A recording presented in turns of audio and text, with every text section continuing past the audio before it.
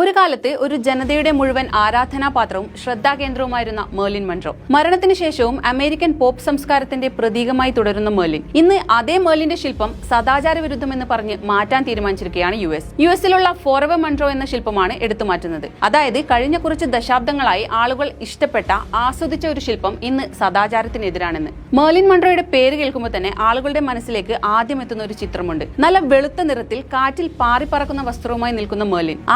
1955 the 7 year ഇച്ച് എന്ന സിനിമയിലെ ഐക്കോണിക് സ്കേർട്ട് സീനാണിത്. ഈ പ്രശസ്ത രംഗത്തിന് ട്രിബ്യൂട്ട് എന്നോണം സെവാർഡ് ജോൺസൺ ആണ് 26 അടി ഉയരമുള്ള പ്രതിമ നിർമ്മിച്ചത്.